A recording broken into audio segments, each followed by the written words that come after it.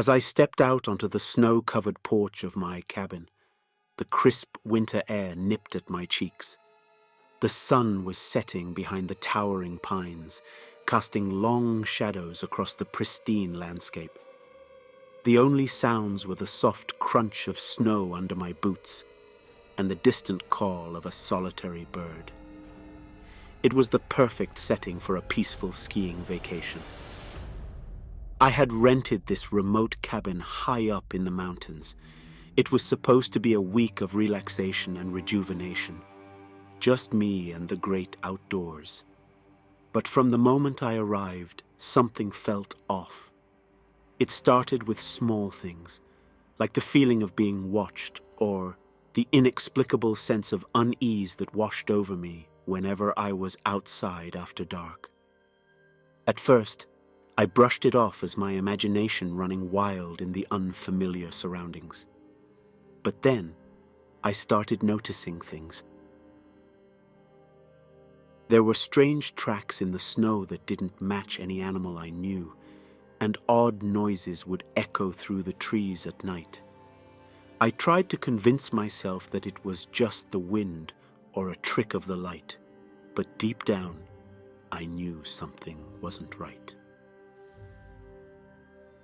One evening, as I sat by the fire reading a book, I heard a loud thud against the side of the cabin. Startled, I jumped to my feet and peered out the window, but saw nothing. I told myself it was probably just a branch falling from a tree, but as I settled back into my chair, a feeling of dread washed over me like a wave. That night, I couldn't shake the feeling that I was being watched. Every creak of the floorboards and rustle of the wind outside made my heart race. I tried to convince myself it was all in my head, but then I heard it. A low, guttural growl coming from the darkness beyond the window.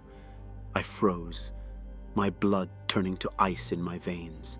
For what felt like an eternity, I sat there in terrified silence, listening to the sound of my own heartbeat pounding in my ears. And then, just as suddenly as it had begun, the growling stopped, replaced by an eerie silence that seemed to press in on me from all sides. Unable to bear the tension any longer, I mustered the courage to peek out the window.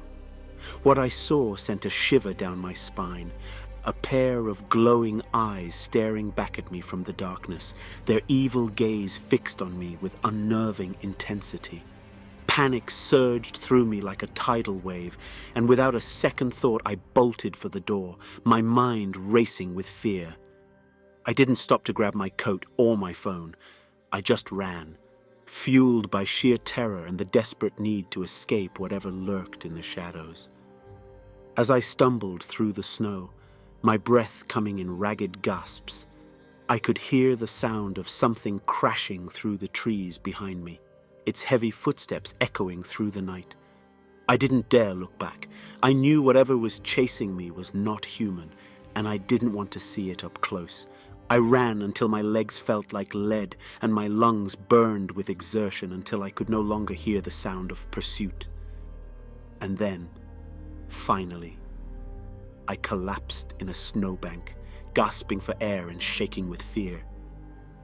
I don't know how long I laid there, trembling in the cold, but eventually, the first light of dawn began to creep over the horizon, casting a faint glow across the snowy landscape. With trembling hands, I pulled myself to my feet and staggered back to the cabin, my mind reeling with disbelief at what had just happened. I frantically packed my bags, not stopping until I was safely inside my car with the engine running.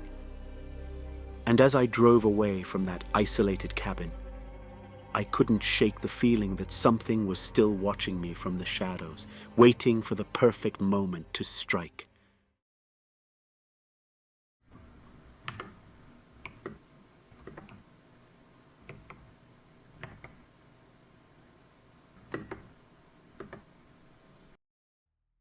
I never used to believe in the supernatural. Ghost stories were just that, stories meant to entertain and give a good scare. But now, after what I've experienced, I can't deny the existence of forces beyond our human understanding. It was a cold autumn evening when it happened. The kind of night where the wind howls through the trees and the darkness seems to swallow everything whole. I was out camping alone in the deep woods, seeking solace from the hustle and bustle of city life. Little did I know, I was about to encounter something far more terrifying than the noise of the urban jungle. I had set up my tent near a small clearing, surrounded by towering trees that seemed to watch my every move. As I sat by the crackling fire, sipping on a steaming cup of coffee, I couldn't shake the feeling of being watched. But I brushed it off as my imagination running wild in the eerie silence of the wilderness.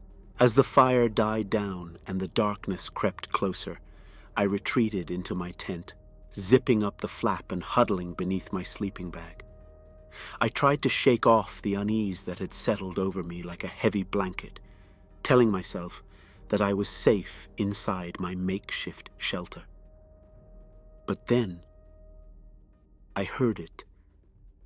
At first, it was just a faint rustling in the underbrush, like something moving through the trees. I strained my ears, listening intently, but the noise seemed to fade away as quickly as it had come. I chalked it up to the wind or a curious animal and tried to drift off to sleep. But then, it came again. This time, the rustling was accompanied by a low, guttural growl. I froze in terror, my heart pounding in my chest as I listened to the sound drawing closer and closer to my tent. I wanted to scream for help, but fear had rendered me speechless, leaving me paralyzed in the darkness. And then, it stopped. The silence that followed was deafening, broken only by the sound of my own ragged breathing.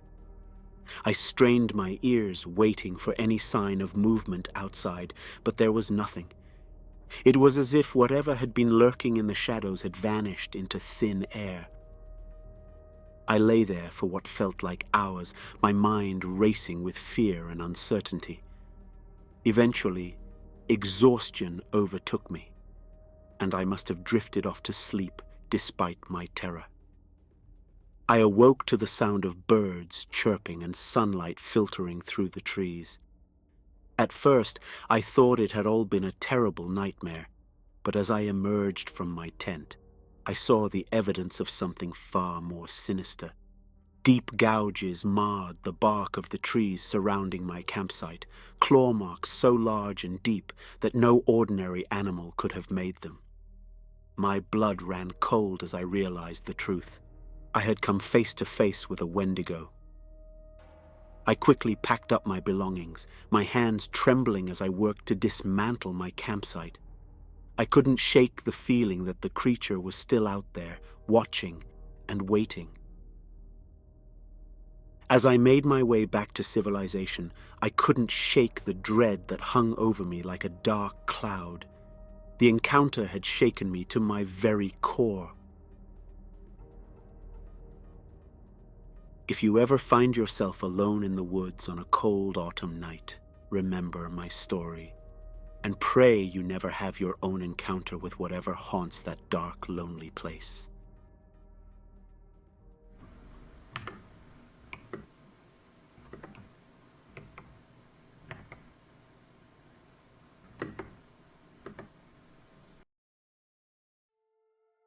As the sun dipped below the horizon, casting long shadows through the dense forest, my friends and I trudged deeper into the wilderness.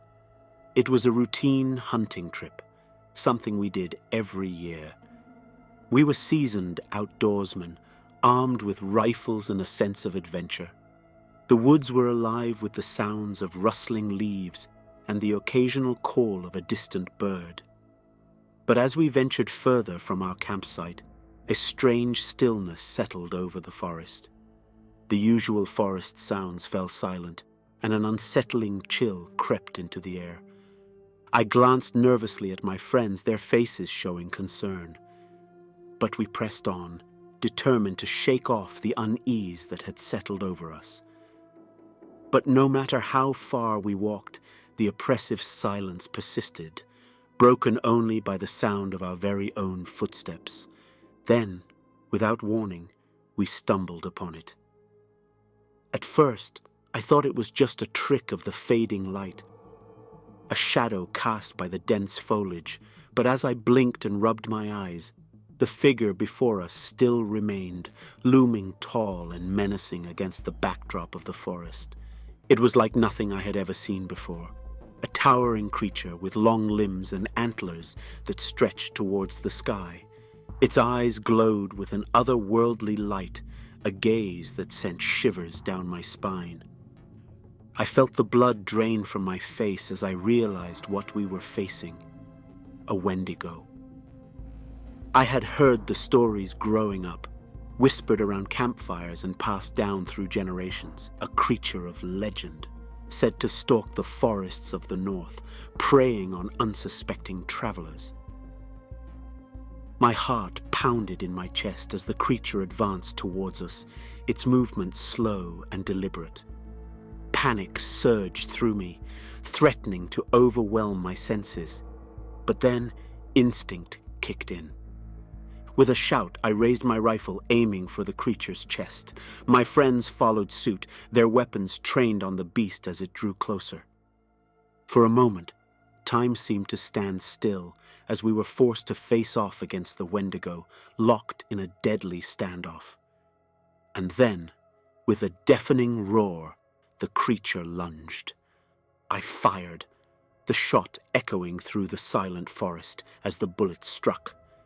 The Wendigo stumbled, its unearthly cry reverberating throughout the trees as it fell to the ground. With a sense of disbelief, I watched as the creature thrashed and convulsed, its form twisting and contorting before my eyes. And then, suddenly, the Wendigo lay still. We stood there for what felt like an eternity, catching our breath and trying to make sense of what had just happened. And then, as if by some unspoken agreement, we all turned and fled at once, our footsteps echoing throughout the silent woods as we raced back to our campsite.